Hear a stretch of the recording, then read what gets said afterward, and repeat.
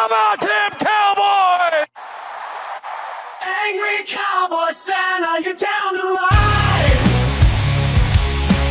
Angry Cowboys fan, are you down to ride? Drop a like on the video, go ahead and subscribe. What's going on, Cowboys Nation and Angry Cowboys fans around the world? Y'all know who it is. It's your man, the Angry Cowboys Fan.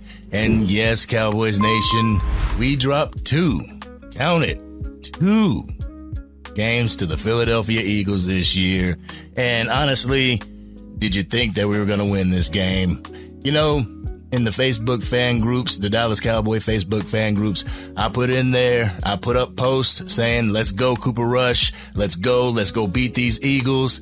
Cooper Rush threw for 28 passes this game.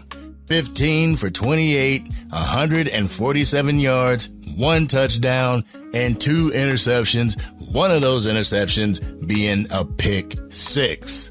So, y'all know I'm going to make a video on this, and you know what I'm going to say right now, Cowboys Nation. Cooper Rush is not better than Dak Prescott.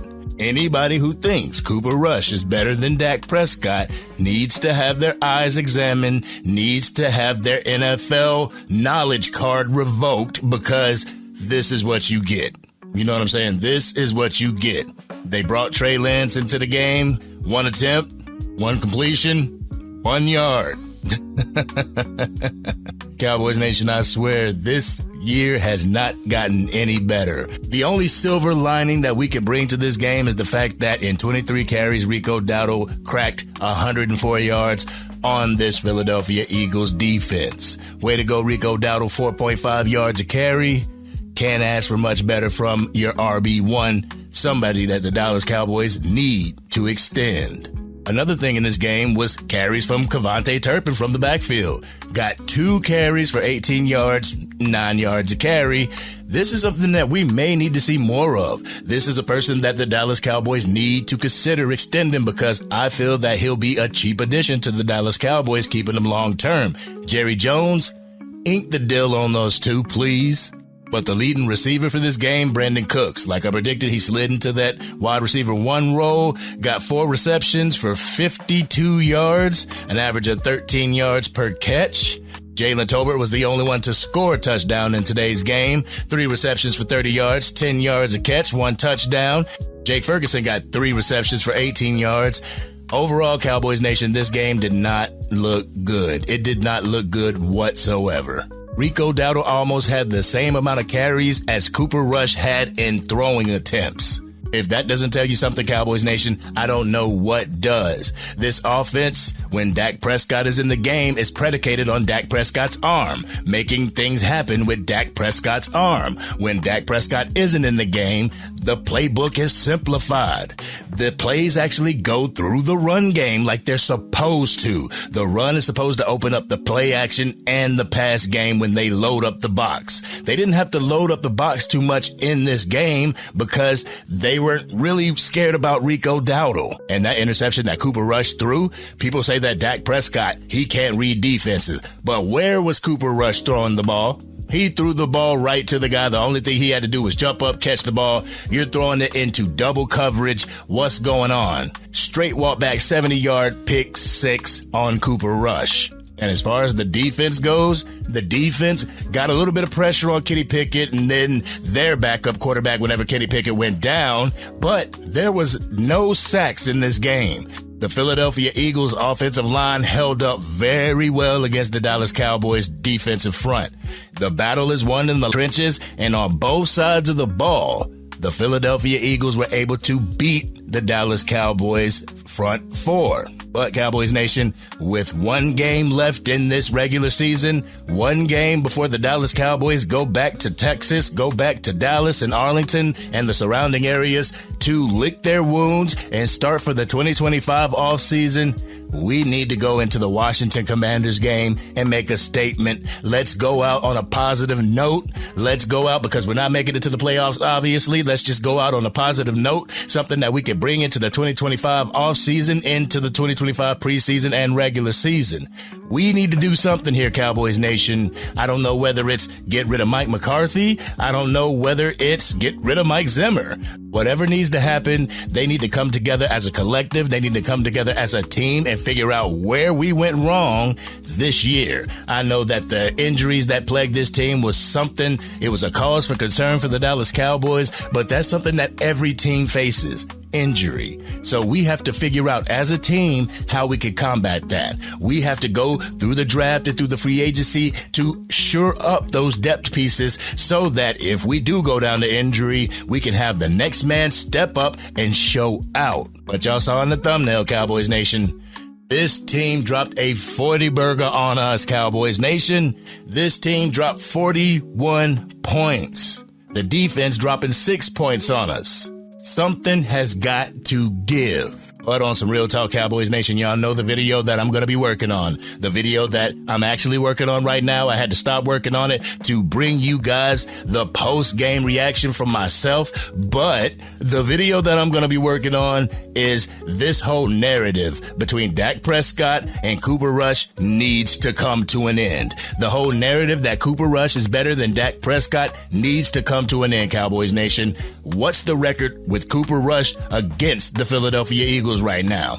Everybody wants to go back to the 5-1 start that Cooper Rush had, but guess what his record is against the Philadelphia Eagles? His record is what? 0-3. So as much as people want to say that Dak Prescott owns the Philadelphia Eagles, well, the Philadelphia Eagles own Cooper Rush.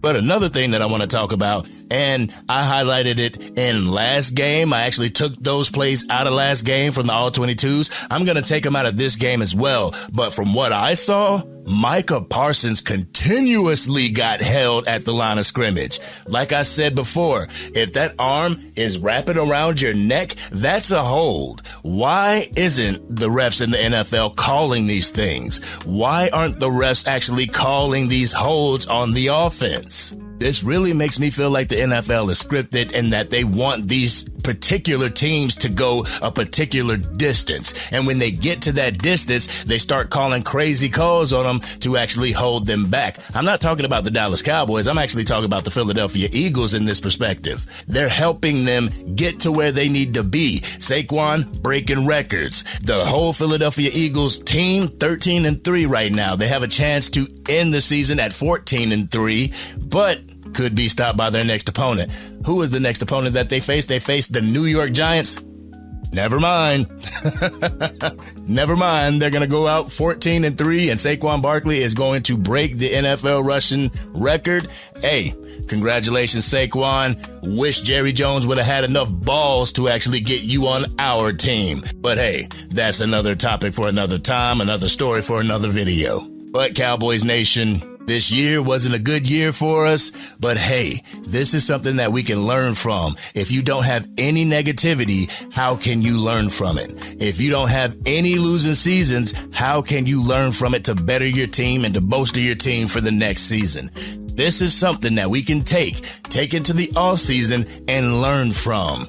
These mistakes that we made with Mike McCarthy calling plays that if you have a shot on 3rd and 1, shoot it down the field instead of getting 1 yard. This is something that we can actually learn from. Cowboys Nation, I want to cut this video short because I want to go work on this other video. I want to work on the video that we need to put this whole narrative to bed between Cooper Rush and Dak Prescott.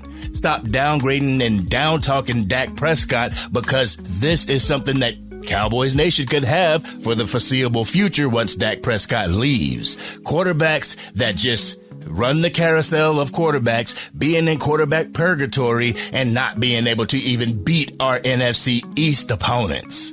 Is this something that Cowboys Nation truly wants? Ask yourself that question. But until then, this has been your man, the Angry Cowboys Fan. Cowboys Nation, how do you feel about today's defeat at the hands of the Philadelphia Eagles? How do you feel about our team moving forward?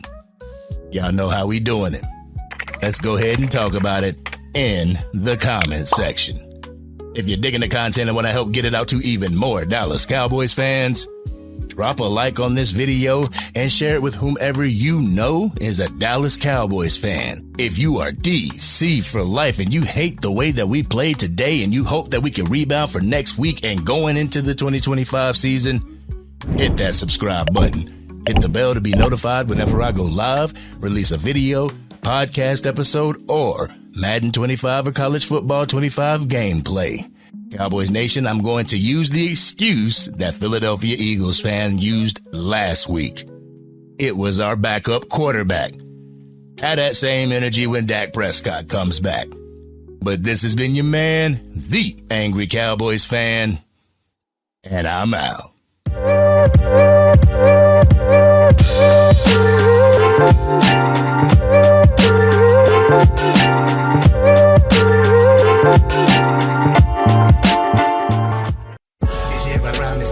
Dang, Angry Cowboys fan, you done made it through the entire video. But if you want more content, you can definitely go to this video right here. Or if you want the latest episode of the Angry Cowboys Fan podcast, you can go right here. But whatever you do, like, share, and subscribe to the channel, but remain DC for life.